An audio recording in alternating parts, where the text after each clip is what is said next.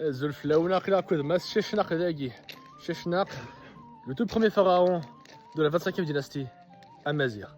Et là, on est sur de la vraie représentation de Sheshnak. Pas le scam qui en Algérie est Tizi Ouzou, une statue qui n'a rien à faire là-bas. Là, c'est un relief de Sheshnak demandé par lui-même. Cette scène représente la campagne au Levant du pharaon Sheshnak. Cette campagne a eu lieu bien après sa victoire où il devint pharaon Amazir en fondant la 22e dynastie et le point de départ de Inayer, l'année 0. Et contrairement à ce que tout le monde peut penser, ce n'était pas le premier pharaon Amazir, il y en a eu bien avant lui. Cette scène est également évoquée dans la Bible. On parle d'un pharaon du nom de Sheshnak qui a hébergé Jéroboam, qui est le futur roi d'Israël, quand Salomon, le prophète Soleiman, voulait le tuer. Et on parle également du fait qu'il a attaqué Juda au temps de Roboam, c'est-à-dire la 5e année, et a également volé ses trésors. Et la Bible dit clairement qu'il prend les trésors du temple et du palais à Jérusalem. Et quand je parle de Judas, je ne parle pas du disciple de Jésus-Christ, c'est Naïssa qui l'a trahi, lui c'est Judas Iscariote, mais là je parle d'autre chose, je parle du royaume ou de la tribu de Juda. Sheshnak est représenté sur ce mur comme un pharaon classique, masse levée, tenant des ennemis par les cheveux en mode je gouverne le monde. Petit détail frustrant, une partie est très usée, sur certains blocs la silhouette du roi est devenue quasiment invisible. Souvent tu vois Amon et d'autres divinités, selon les scènes, associées au roi, le message est implicite. Ce n'est pas moi qui parle, c'est les dieux qui approuvent.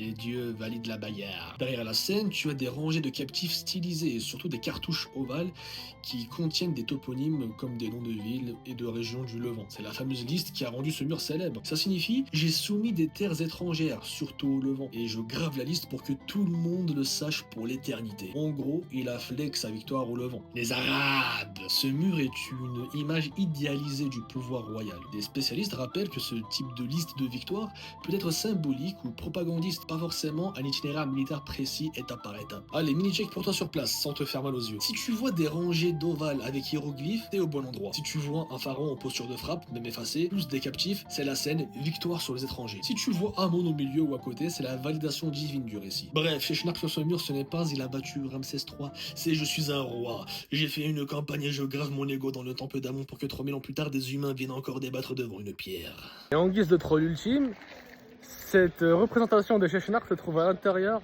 du temple de Ramsès III.